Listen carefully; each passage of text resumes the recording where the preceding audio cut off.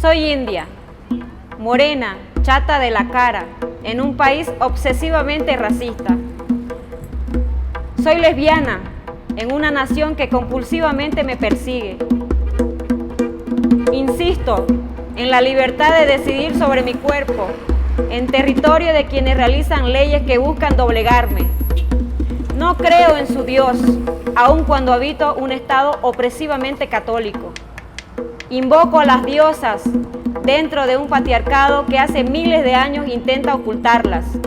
Participo en la lucha laboral de un pueblo ya comerciado y en las manos del patrón. Conozco la importancia de la labor contestataria cuando en mi patria se encarcela a quienes disienten. Soy antiimperialista, viviendo al lado de Bush. Soy gorda, en la cuna de la tortura estética, de la anorexia y la bulimia. He dado a luz en una era que acabó con la esperanza ya hace tiempo. Le apuesto a la lucha libertaria en el reino del televisor. Soy pobre en un planeta en donde comen migajas tantos millones de pobres. Soy feminista en una tierra hostil a la palabra mujer. Soy mujer en un tiempo en el que el feminicidio nos ha vuelto desechables. Por supuesto, dicen que estoy loca, extremadamente loca, que soy rara, que me he vuelto extraña, que no tengo lugar en el mundo. Entonces no me queda de otra. Tengo que darle nombre al racismo, que señalar al desprecio, que elegir sobre mi vida, que amarme antipatriarcal, que inventar la fe para dársela a mi hija, que rebelarme contra el patrón, que escribir por la libertad a las presas políticas, que denunciar al imperio, que amar mi cuerpo, que apagar el televisor, que mostrar mis bolsillos, que actuar contra la misoginia, que buscar justicia para las mías, que demandar castigo a los asesinos. Es por todo ello que no tengo más remedio que darle la mala noticia a las buenas y tranquilas conciencias. Estoy aquí exigiendo a gritos la parte que me corresponde del mundo y no voy a callarme la boca ni a desaparecer. Soy india de Patricia Karina Vergara Sánchez.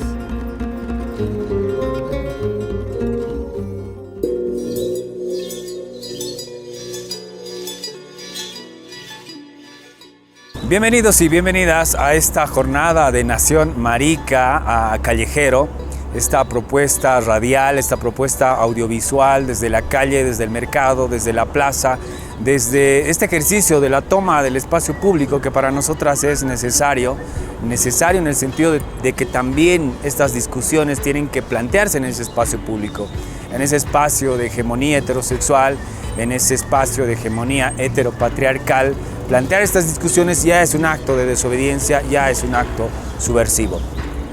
Nos encontramos el día de hoy en la ciudad del Alto, en la explanada que es la feria 16 de julio, en la zona 16 de julio, y estamos en este predio que es una suerte de jardinera, que es una suerte de tránsito, pero que también es un espacio bastante politizado por todo lo que discurre, ¿no? al alrededor de nuestra grabación. Nos encontramos con una invitada muy especial, nos encontramos con Alejandra Menacho Noza. Alejandra es una compañera integrante de la colectiva La Pesada Subversiva de la ciudad de Santa Cruz, a quien damos la bienvenida. Alejandra, bienvenida a Nación Marica Callejero, bienvenida a este espacio, a esta discusión, a esta reflexión.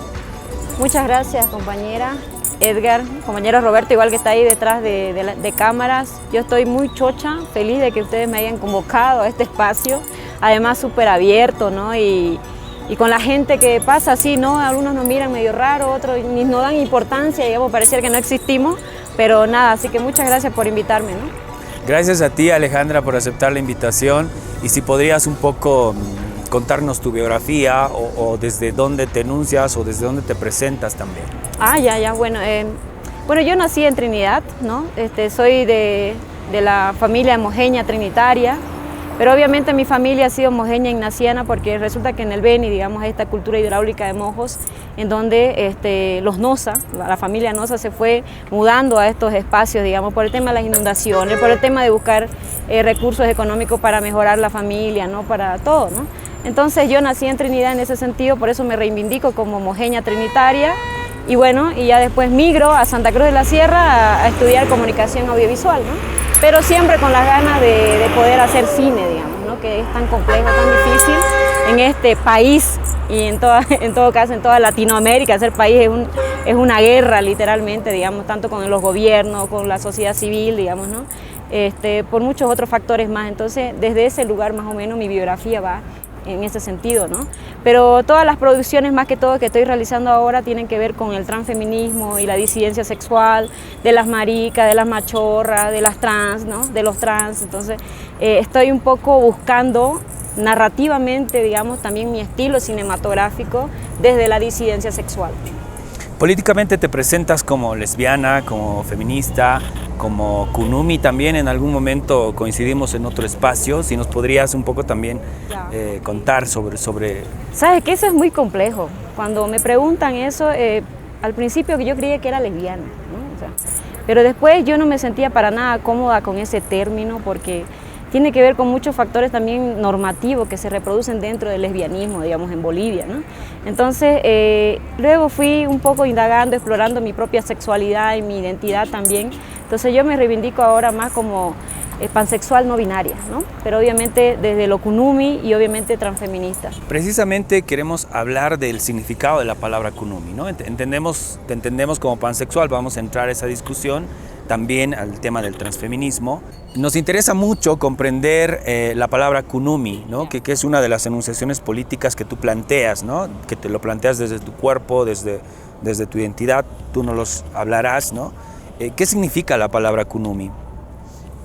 Sí, justamente tiene que ver con algo familiar, ¿no? Con algo cultural, con la identidad mojeña, más que todo en esta zona, digamos, del oriente boliviano, ¿no?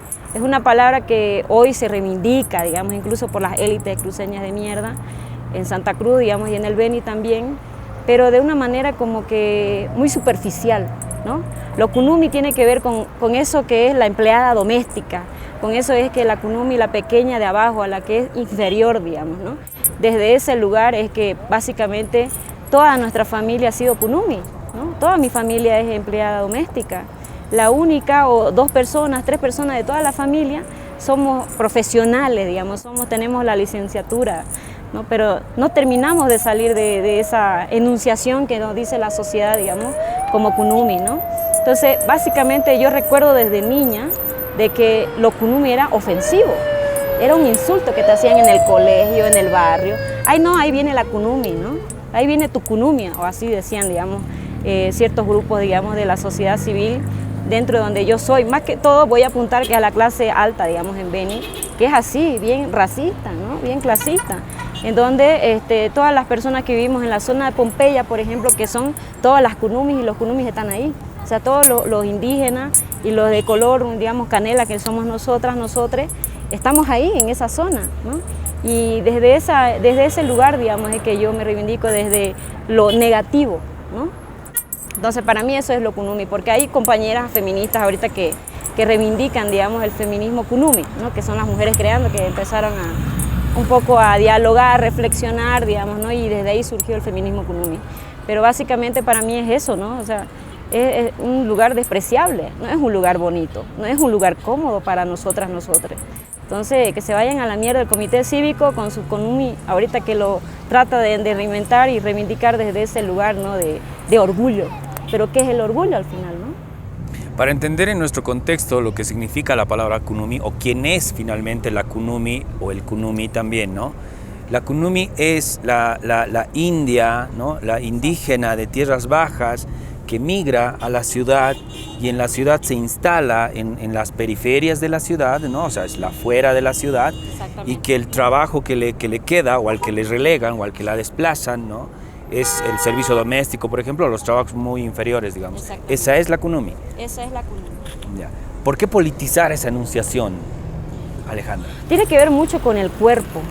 ¿Cómo es que desde la colonización, voy a irme a ese lugar, siempre lo recuerdo a Pedro Ignacio Muiva, que fue un indio mojeño, digamos, que luchó contra los españoles en esa época, ¿no?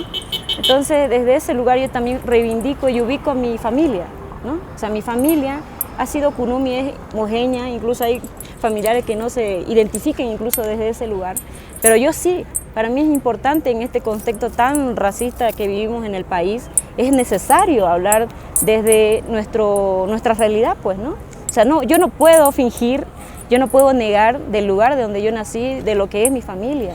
Entonces, obviamente, para mí es altamente político lo kunumi, ¿no? Por más que haya sido un término de rechazo o ¿cómo se dice?, de degradación al sujeto político, digamos, ¿no? Como persona, digamos, que existe. Entonces, para mí es eso, ¿no? Es que esta palabra es muy especial, ¿no? Porque ya no es la India, ¿no?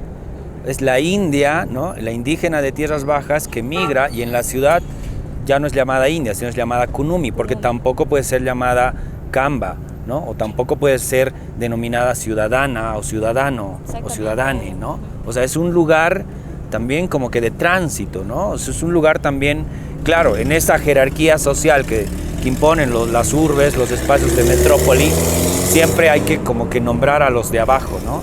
Y señalarlos a partir desde ese ejercicio racista, ¿no? Exactamente, no, totalmente, ¿no? Básicamente lo que ha hecho o sea, han habido pensadores cruceños y también venianos que han querido, digamos, camuflar lo que se vive por debajo, ¿no? Si vos vas a la zona de Pompeya, es un barrio pobre. Si te vas a Trinidad, al centro de la plaza, es totalmente gente, como le decimos, carayana, digamos, gente blanca que vive en la ciudad, pero que tienen miedo de ir a nuestra zona, porque están ahí las indias y los indios y los kunumis, digamos, ¿no? Y por último, de manera despectiva, igual los cambas, ¿no? Los cambas son eso también, los que puedes mandar, los inferiores. Estás escuchando, estás viendo Nación Marica Callejero desde la Ciudad del Alto. Estamos en la explanada de lo que corresponde a la feria 16 de julio. Estamos con una invitada especial, Alejandra Menacho Noza, una compañera pansexual, audiovisualista, transfeminista, se enuncia como kunumi, que es integrante de la colectiva La Pesada Subversiva de la ciudad de Santa Cruz de la Sierra. Alejandra, en esta segunda parte queremos un poco explorar, entendemos quién es la kunumi, ¿no? De repente esa cuerpa, esa sujeta india que en la ciudad es calificada de kunumi, ¿no? Siempre con ese uso peyorativo también del lenguaje, porque eso representa, ¿no? ¿Y quién es el sujeto indio o la india, ¿no?, de tierras bajas en Santa Cruz de la Sierra, que no son los collas, ¿no? Porque los collas son otra colectividad migrante india, pero son otras también, ¿no? En cambio, Santa Cruz tiene su propia migración, ¿no? O sea, están las indias de tierras bajas que también migran, ¿no? Pero y hay otro ejercicio ahí, ¿no? Y deben haber diferencias. ¿Quién es la india de tierras bajas en Santa Cruz, que no es el colla o la colla? Ay, qué linda pregunta. Sabes que tantos años, nunca en ninguna entrevista en mi puta vida me han preguntado eso. Pero qué lindo, porque básicamente no se sabe pues nada del oriente boliviano, ¿no? Sobre los indios y las indias. Básicamente es la gente. O sea, si yo digo, los denuncio, por ejemplo, están los sirios, ¿no? No solamente están los guaraní, que todo el mundo conoce en el estado plurinacional, digamos, de Bolivia.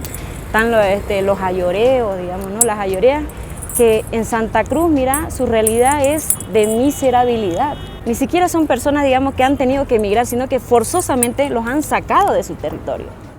Y eso han sido los empresarios y las empresarias de Santa Cruz, digamos, ¿no? Los ayoreos para mí son el retrato y una vergüenza para este país, en donde los han expulsado de su territorio, ¿no? Resulta que, hay que evangelizarlos, ¿no? Hay que educarlos, hay que blanquearlos definitivamente. Eso fue el argumento para sacarlos de su territorio. Y ahorita, ¿qué hacen las compañeras y los compañeros ayoreos? En la calle pidiendo limosna, ¿no? Esos son las indias y los indios ahorita, en Santa Cruz. Que pueden estar en la misma precariedad económica, marginal, periférica, que los indios de la parte andina, ¿no? Exacto. Que los collas, ¿no? Vos más que todo lo sabes eso, ¿no? Pero sí, o sea, es lo mismo, el mismo retrato, ¿no? En donde los indígenas tenemos que emigrar, digamos, ¿no? Sí. Voy a usar el término porque se entiende, lo indígena. Entonces, no es porque querramos tampoco, ¿no? Porque tampoco voy a, ¿cómo se dice?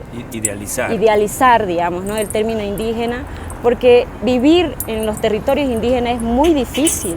O sea, no hay los servicios básicos que se pelean en la ciudad, incluso que algunas familias, tanto en el Alto, me imagino que en Santa Cruz también pasa lo mismo, no tienen esos servicios básicos de luz, de salud, digamos, ¿no? De como, ¿qué otros servicios? De gas, digamos, que es lo que más...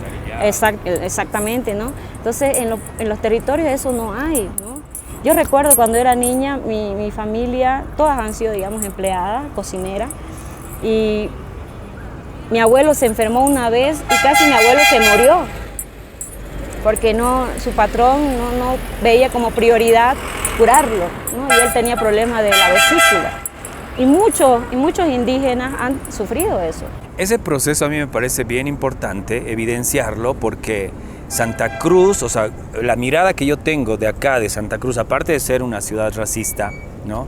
Una ciudad arribista, ¿no? O sea, blanqueada, pero también es una ciudad así de estas élites cruceñas instaladas desde el patronazgo. Y no solo Santa Cruz, es el oriente boliviano, Santa Cruz, Beni y Pando, donde hoy hay ganaderos, ¿no? O empresarios que tienen peones al estilo de, no sé, pues de antes del 52 en Bolivia, ¿no? O sea, gamonales, ¿no? Y se está viviendo esa suerte de servidumbre desde las Indias de las tierras bajas. Exactamente. Están en esa condición. Exactamente, y además bajo una mentira también. Pucha, yo recuerdo que cuando Evo estaba, hace unos 8 años más o menos, había un territorio en la parte de Guaraní, en donde fuimos, digamos, a hacer un documental, recuerdo. Yo fui de asistente en esa época y habían expulsado como a un alemán donde tenía como prisioneros y prisioneras a los indígenas del territorio. Y era increíble que en pleno siglo XXI poder evidenciar todavía eso, la esclavitud. Había abusos sexuales a las jovencitas, a las indígenas, digamos, y una explotación laboral terrible donde ni siquiera les pagaba. Era a través de mentiras, digamos, con cosas de, te estoy dando de alimentar, digamos, ¿no? Nada más, pero después era forzosamente toda la explotación. Y ese territorio, si vos te vas ¿cómo se llama? Al territorio guaraní, por ejemplo, es seco, es un territorio seco donde no podés encontrar animalitos para comer, digamos, así tan fácilmente, ¿no? Entonces tenés que ir a la ciudad. ¿Y qué implica viajar a la ciudad?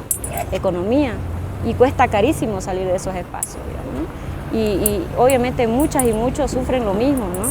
Creyendo que nuestra vida, digamos, nuestra realidad va a cambiar, pero tampoco es así, ¿no? Vivir en la ciudad es muy complejo también. Ahorita en estos momentos en Santa Cruz es carísimo vivir, ¿no? Entonces la persona que migra, sea colla o del oriente boliviano, se va a encontrar con un choque cultural y también, digamos, de realidad. Hay que entender, claro, ese proceso de migración, ¿no? Pero ahora, situándonos en el espacio de la ciudad, una vez que las indias de tierras bajas y los indios migran a la ciudad, se instalan en la periferia, son calificados y nombrados como kunumis, se supone, ¿no? Que hay actos de discriminación, hay racismo que se vive, ¿no? Que no es el mismo racismo que viven los collas, ¿no? Yo siento que, ¿tú crees que hay dinámicas distintas o cómo son las dinámicas de racismo frente a los indígenas de tierras bajas que migran a la ciudad? Recuerdo que una vez me decían, vos sos una camba diferente, me dijeron a mí, ¿no? Cuando yo vivía aquí en La Paz un tiempo. Yeah. Y yo trataba de entender por qué me decían eso. Porque los cruceños y las cruceñas son así, altaneras, alzadas, así, ¿no? Y claro, yo soy del Beni, pues no llegué a estudiar aquí. Y claro, ahí hay una clara diferencia de que los racismos, digamos, son entre las élites de mierda de La Paz y Santa Cruz y Pando, Beni, no de las indias y los indios, ¿no? Porque históricamente hemos sido, digamos, deplorables, expulsados, excluidos, excluides, todo lo que vos querrás, digamos, ¿no? De manera más negativa para este país. Es eso, ¿no? Yo creo que está ahí la diferencia en donde todavía podemos construir puentes de diálogo entre nosotras. Nosotros, por ejemplo, Marica Bolívar y la disidente de Santa Cruz, digamos, un claro ejemplo. Y también entre los pueblos indígenas. ¿Sabes qué? Porque también una vez estuve muy cerca de la movilización de la 9ª o 8ª marcha indígena, digamos, y habían compañeros y compañeras del occidente que llegaron a apoyar la marcha. Y esa es otra clara diferencia también positiva, digamos, de que hay alianzas insólitas que no se pueden borrar, ni siquiera la colonia lo pudo borrar, digamos, ¿no? Entonces ahí yo veo que percibo, digamos, que hay eso, algo positivo que podemos construir todavía entre las indias y los indios del Oriente y Occidente. Bueno, están, digamos, estos entrecruces, ¿no? De las de abajo siempre. Exactamente. ¿No? O sea, por lo que representa también estar en estos, estar abajo, pues, ¿no? Pero tratando de entender un poquito estas dinámicas racistas, ¿no? Frente a la indígena de tierra, a la india de tierras bajas, que no es lo mismo que Alcoya, ¿no? Por ejemplo, nosotras analizábamos esto en Nación Marica, y claro, Alcoya, ¿no ve? Al migrante andino, indio, aymara, quechua, etcétera, lo ven como un invasor, ¿no? O sea, lo ven como un ajeno, ¿no? Que va a hacerse rico a Santa Cruz, porque eso maneja la élite cruceña, ¿no ve? Sí. Que va a hacerse dinero a Santa Cruz, a progresar, etcétera, ¿no? Pero es un sujeto ajeno. En cambio, las indias de tierras bajas que migran a la ciudad no son vistas como ajenas, ¿no? Pero ellas también, ellas y ellos, son sujetos de discriminación, ¿no? Te voy a traer a colación, por ejemplo, una marcha, ¿no? Indígena de tierras bajas en el contexto ya del gobierno en el nuevo gobierno del MAS, ¿no? Y esa marcha que partió, entiendo, del Beni, no recuerdo ahorita con precisión los datos, pero podemos entender el contexto, llegó a Santa Cruz y Camacho y compañía, ¿no? Recibieron a esa marcha que el oficialismo los tildaba, ¿no? De pagados, pero Camacho los recibió, ¿no? Y dijo, no recuerdo quién dijo, pero ahí salió nuestros indios, nuestros indígenas, ¿no? O sea, sí pensar, digamos, en esta suerte de patronazgo, ¿no? Que son propios de ellos, ¿no? Y que pertenecen. ¿Cómo explicamos ese proceso, ¿no? Esa suerte de paternidad también, ¿no? Racista. Sí. Creo que tiene que ver con esta palabra que no me gusta utilizar, pero con la visibilidad de lo que ha hecho el Estado boliviano, bueno, por lo menos el gobierno del MAS, de visibilizar bastante, digamos, la productividad del occidente más que del oriente, ¿no? Tiene que ver por un lado eso.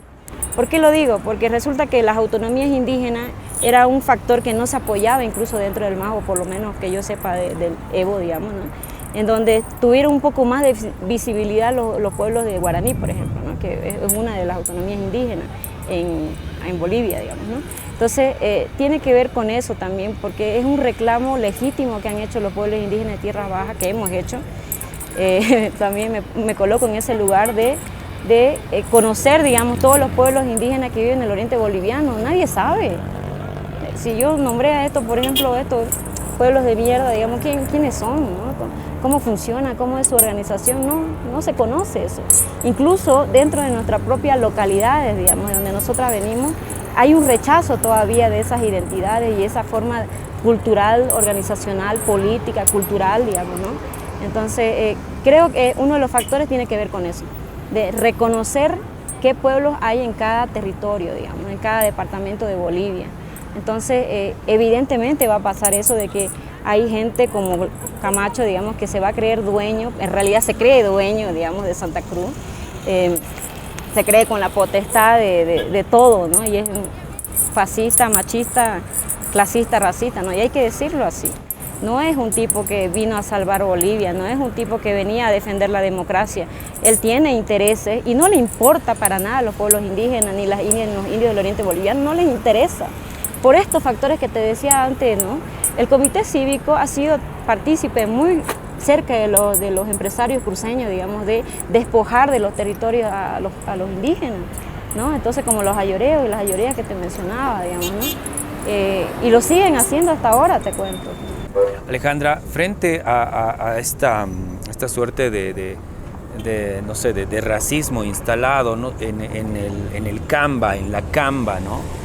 Hacia las indias de tierras bajas, pero también hacia los indios, indias, collas, ¿quién es finalmente el Camba? ¿O qué representa el Camba, ¿no? O sea, ¿por qué es el sujeto? Porque, claro, en el contexto del 2019, el derrocamiento de Evo, ¿no? Nos ha mostrado así la gente que se ufanaba de ser Camba, enarbolaba la palabra Camba, precisamente como en una suerte también de superioridad, ¿no? Con el derecho a patear indios, indias, collas de tierras bajas, ¿no? ¿Qué representa esa palabra, el Camba o la Camba? Uy, ¿Qué representa? Bueno, ahorita representa, como dijiste vos, el orgullo, ¿no? El orgullo de la mejor raza, ¿no? Qué horrible hablar en esos términos porque es la élite cruceña la que ha instalado eso, ¿no? Junto con el Comité Cívico del Beni y del Pando también, que ha venido, digamos, con esto. Igual incluso lo meto a Tarija, porque ha surgido esa época del 2009, creo, el 2010, sobre la media luna. Ya se hablaba del separatismo en Bolivia. Y ha sido gracias a estos sujetos, digamos, estos grupos sociales de choque, y además que son, ya reiterativamente hay que decirlo, que son grasistas y separatistas y todo lo demás, digamos, ¿no? Entonces, yo creo que tiene que ver con esos factores también, digamos, ¿no? En ese sentido. Son las élites. Son las élites, no es la gente la que está abajo. La gente de abajo está despolitizada y hay que decirlo también, digamos. Estás escuchando, estás viendo Nación Marica Callejero. Desde este canal de YouTube, Movimiento Maricas Bolivia, nos encontramos con Alejandra Menacho Noza, una compañera pansexual, transfeminista, Kunumi, se enuncia como Kunumi, de la colectiva, integrante de la colectiva La Pesada Subversiva. Estamos en la Ciudad del Alto, en la explanada, donde se realiza la feria 16 de julio. Alejandra, ¿cómo se instala una cuerpa, una subjetividad pansexual, transfeminista, que se reconoce india, pero también Kunumi, en una Santa Cruz blanqueada, ¿no? En una Santa Cruz aspirante a revista, ¿no? Pero en una Santa Cruz que la mirada que nosotras tenemos desde acá es que siempre está mirando el norte, ¿no? Siempre está mirando Miami, ¿no? El primer mundo. ¿Cómo se instala una cuerpa en esta ciudad? ¿Cómo se instala? Ay, qué chistoso, ¿no? Porque yo recuerdo cuando era niña, había una modelo cruceña, una Miss, era la que decía que en Bolivia, más o menos en la parte del oriente boliviano, así no decía, son blancas y hablan inglés, ¿no? Entonces, ¿cómo te enfrentas a eso? Con mucha resistencia y con mucho hostigamiento y acoso callejero también en Santa Cruz, que es algo terriblemente que se viven desde las maricas, las lesbianas, digamos, las trans. Entonces, es básicamente a través de, ¿cómo se dice?, resistir, pues, ¿no? Esa es la palabra, resistir, a veces llorar, a veces putear, a veces gritar en la calle a tus acosadores. Básicamente eso es ser pansexual, disidente sexual en esta ciudad, digamos, tan clasista, tan racista, tan odiadora, digamos, de las diversidades sexuales, y hay que decir, y tan misógina también, ¿no? Alejandra, ¿tú crees que estas discusiones, ¿no? que tú las planteas desde tu cuerpo, desde tu enunciación como india de tierras bajas, mojeña trinitaria, Kunumi, ¿no? Que ya es, o sea, fuertemente política, ¿no? Una vez que lo explicitas, ya estás cuestionando, interpelando a esa sociedad racista, ¿no? A las élites, cambas, cruceñas. ¿Tú crees que estas discusiones que tienen que ver con lo étnico, ¿no? Tienen que ver con lo racial también, aunque ya es una categoría muy, bueno, antigua, digamos? ¿Tú crees que estas discusiones las están entendiendo o las están planteando también el movimiento LGBT en Santa Cruz de la Sierra? La que están instalando esas discusiones somos nosotras. Somos las disidentes sexuales, ¿no? Somos las transfeministas, somos algunas maricas por ahí, digamos, lesbianas, pero todavía sigue reproduciéndose la heteronormatividad dentro, digamos, del movimiento diverso, ¿no? Entonces, yo creo que todavía está entrando en Santa Cruz esa discusión, que creo que aquí en La Paz ya lo llevan ya discutiendo hace tiempo, ¿no? Pero en Santa Cruz por primera vez hubo este encuentro, digamos, asambleario de las maricas y las lesbianas trans, en donde por primera vez ya se lleva movimientos de las diversidades y disidencias y de género de Santa Cruz, ¿no? Esa fue una lucha de nosotras, las pesadas subversivas. Voy a ser un poco más reactiva sobre eso. Entonces, porque es una lucha, pues es una resistencia, ¿no? Y donde todo el tiempo le estamos cuestionando a las compañeras y a los compañeros, en donde cuestionamos cómo se relacionan con las ONG, cómo funcionan organizacionalmente, digamos, ¿no? Y eso emputa, pues por eso es que somos rechazadas las pesadas subversivas dentro de Santa Cruz, digamos, incluso por las feministas, incluso por las diversidades sexuales, ¿no? Entonces, estamos ahí. Ahora, queremos también indagar un poco al interior del ambiente, ¿no? O sea, al interior del ambiente lésbico, bisexual, pansexual, ¿no? Que es donde te sitúas también, que es donde manejas, ¿no? Tu deseo, tu placer, ¿no? Tus relaciones afectivas. ¿Es racista ese ambiente lésbico en Santa Cruz propiamente, tomando en cuenta que ya la ciudad está mirando Miami siempre, ¿no? Y el ambiente LGBT en Bolivia, en lo que nos corresponde, por ejemplo, a La Paz, a El Alto, ¿no? A la parte andina, O sea, también pues es un ambiente muy blanqueado, ¿no? Blancoide, ¿no? O sea, siempre estamos mirando los cuerpos que deben ser deseados y los que no, ¿no? ¿Qué pasa en Santa Cruz? ¿El ambiente lésbico, bisexual, pansexual es racista? ¿Cómo funciona ese racismo? Si es que lo es, claro. Evidentemente hay algo que se idealiza con las diversidades sexuales, ¿no? Y es que al ser diverso o parte de la diversidad sexual no vas a ser racista, no vas a ser clasista, no vas a ser excluyente, no vas a ser transfóbico, no vas a ser homofóbico, no vas a ser un montón de cosas. Y no es así.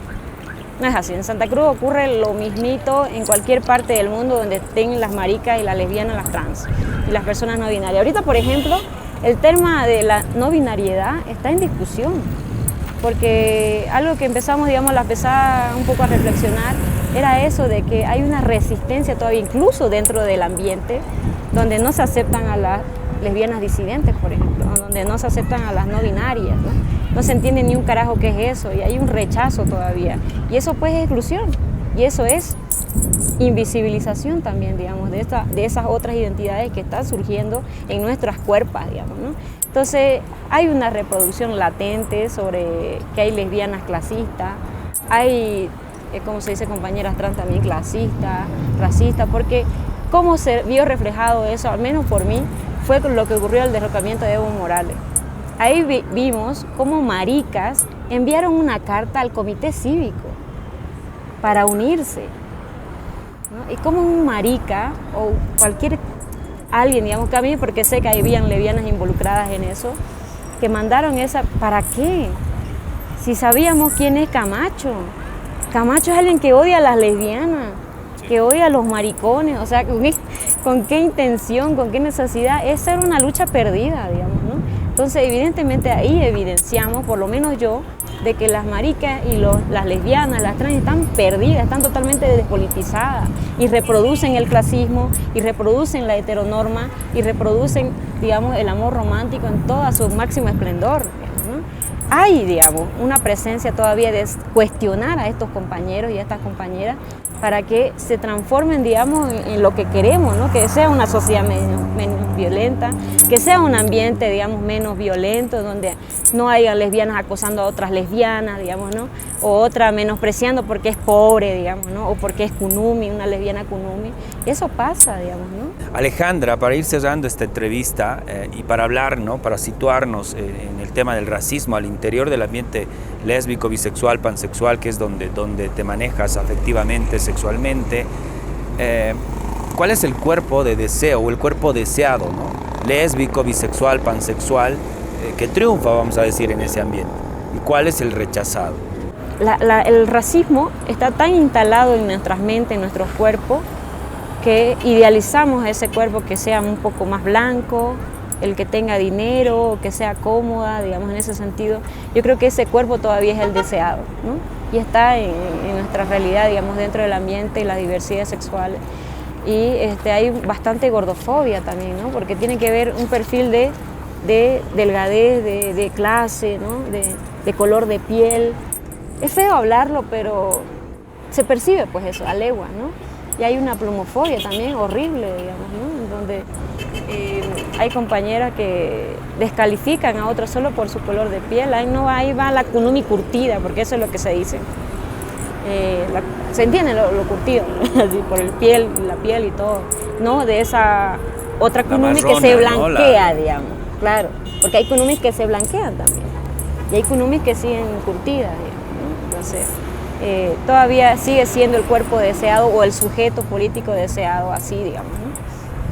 Alejandra, queremos agradecerte por aceptar esta invitación de Nación Marica, por instalarte también o instalar estas discusiones tan necesarias para entender lo que está pasando respecto al racismo en el propio ambiente LGBT en Santa Cruz de la Sierra y bueno, gracias por esta oportunidad con Nación Marica. No, gracias Nación Marica, yo estoy chocha, obviamente seguro vamos a volver a seguir hablando sobre esto porque siempre salen más elementos y capaz, digamos, se han escapado en estos momentos, ¿no? Entonces nada, mandarle saludos a mi familia, sé que ve este video, porque algunos de mi familia no apoyan que yo sea, me dice que pertenezco a un grupo de erradas, ¿no? Por la pesada subversiva, así que nada, a mi madre igual un saludo y a a mucha gente que me sigue y me acompaña y está en la resistencia, ¿no? Y obviamente beso a mis amigas también de La Paz. Con Nación Marica, hasta la siguiente oportunidad, desde otra calle, desde otra plaza, desde otro mercado, desde otro espacio público, en este ejercicio de toma del espacio público, en este ejercicio también de desestabilización de esa hegemonía heteropatriarcal que representa el espacio público en la ciudad del Alto, en la ciudad de La Paz y en cualquier otra ciudad de Bolivia. Hasta la siguiente vez con Nación Marica. Las invitamos a suscribirse a través de nuestro canal en YouTube, Movimiento Maricas Bolivia.